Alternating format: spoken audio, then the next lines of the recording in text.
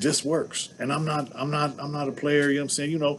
Growing up, I always wanted to be, a player. It was part of the code, you know what I'm saying, coming up. Everybody, you know what I'm saying, had they focuses on what they was into and what they wanted to do. I had a cousin who was a couple years older than me, and an auntie who took me in when I was on the streets, and this was my family, and they was kind of country, but you know what I'm saying, there was a whole lot of cool, and that's where I got it from, because snow's cooler than a polar bear's toenails. Don't get it twisted. Hey, and slicker than a possum fat on a hot day. But nah, you know what I'm saying? Life keeps lifing.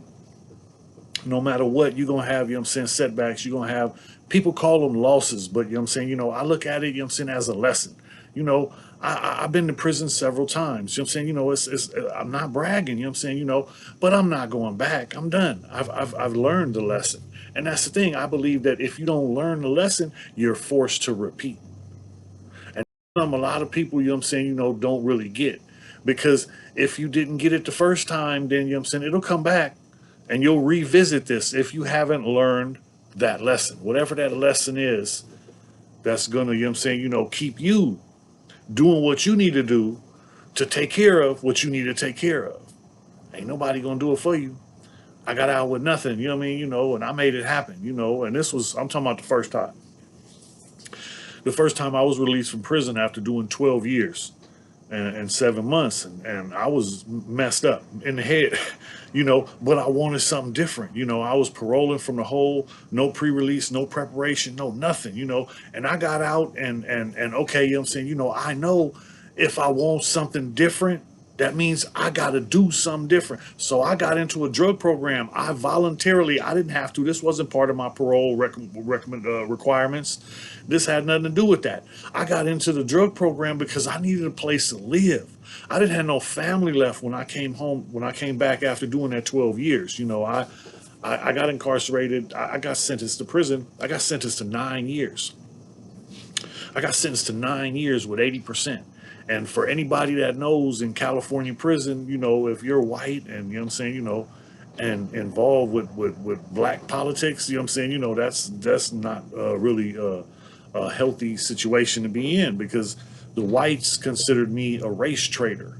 Now, you know what I'm saying, I had dealings with them, and sometimes it was a lot of BS, because there was people that I know, literally, you know what I'm saying, that I was on the yard with, that people are telling me, look, that dude, he's the shot caller. He's the one telling them other guys to do something to you. So, you know what I'm saying, so then, you know what I'm saying, whenever there's a situation, I was the type, look, if I know that they're gonna stab me, or try and attack me or do something to me, I'm not waiting. I'm not gonna give you the upper hand and the advantage. I'm a chess player. I'm gonna take off first when you're not ready, when you're not expecting it, when you're not looking for it, and I'm going after a lieutenant, or somebody with some stripes who's got rank, and if I can't let me get a hold of the head of the snake, because a couple times, you know what I'm saying, that I found out who was the shot caller. One time, now this is level 4, I knocked out the shot caller for the Nazi lowriders in the building that I was in. True story, yeah, it's in one of my other videos. If you go back and check out some of my other videos, you know what I'm saying, I told this story a couple times, so I'm not gonna keep telling the same story. But you know what I'm saying, it was real life, you know what I mean, in the whole situation. It was, you know, they would look bad if I stay on the yard. So they were asking if I could move off the yard. So if I don't move off the yard, there's gonna be problems. So, okay, look, you know what I'm saying? We don't need to have no problems, man. Look, we can talk. What do I need to do? I just got to leave. So, look, man, you know what I'm saying? We go in the building, and I'm like, man, and one thing led to another. Bing, bing, bing. And this dude got knocked out. I get caught by the police because his homeboy, you know what I'm saying, seen me knock him out and was walking away. And, you know what I'm saying, came to aid him. But he was done. He couldn't help himself. So the dude, he walked into a hornet's nest, because as soon as he walked up, you know what I mean, I just two-pieced him. I'm in attack mode. I'm thinking, you know what I'm saying, it's on. And if I'm into a fight, I'm going to keep fighting until the police are pulling me off of you. I don't care. This is before they had spray. They wasn't using the hot sauce. This is when they'll beat you with that baton.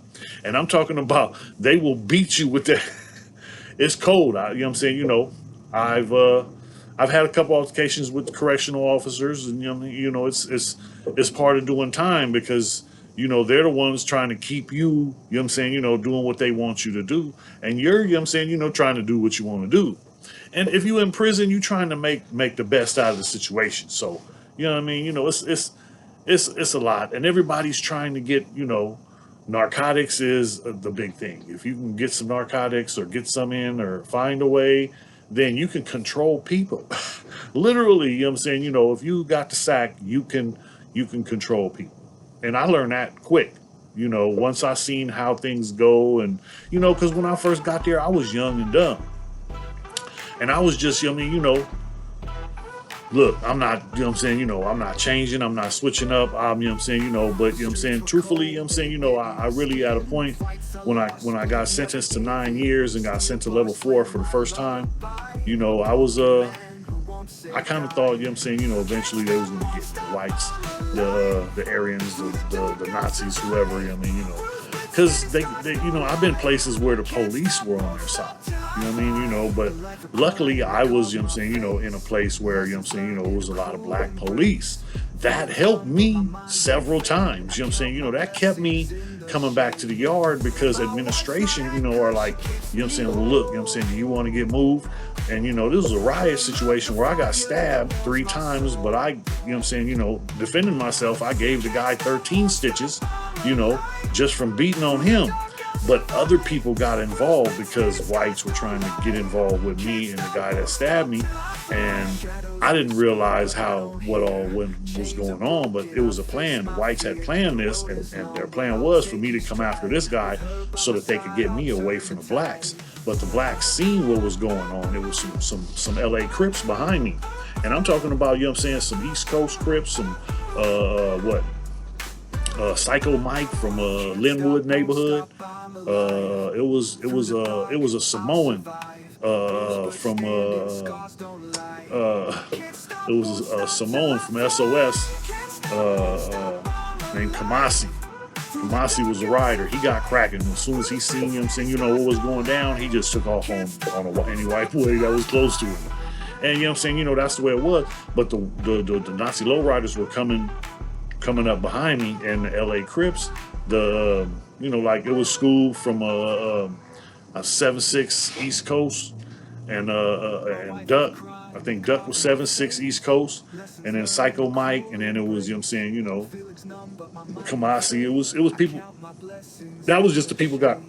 Oh, excuse me. I've been drinking tonight.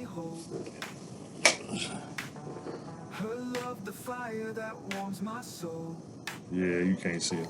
It's that good kick. Now I'm on a health kick, y'all. You know what I'm saying? Everything is about my health. I'm eating to live instead of living to eat. I used to, everybody knows I've always been a big boy. So, I've been slimming down a little bit. I was all the way up to 310 pounds. I'm down to 260. So, feeling a lot better. I feel the difference of carrying all that extra weight I was carrying. I didn't realize, after I stopped smoking, little by little, I just got bigger and bigger and bigger and bigger until, here it is, 10 years, after, I 300, what? Oh, no.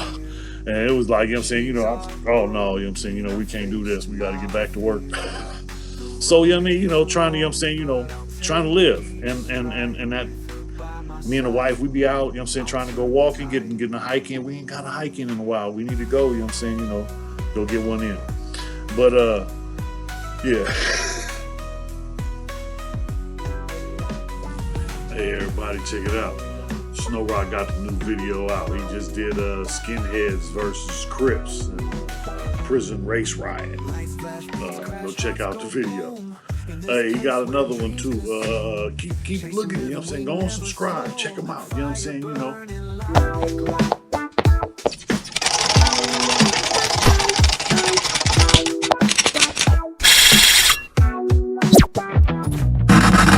Flash beats, crash, hearts go boom. In this place where dreams consume. Chasing rhythm, we never slow. Fire burning, light we glow.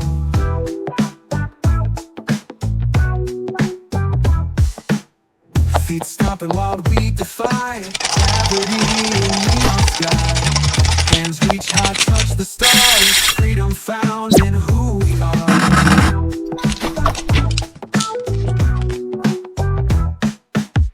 Can't stop, won't stop till the dawn. Dance like nobody's watching on. Feel the music move your soul. Lose yourself and take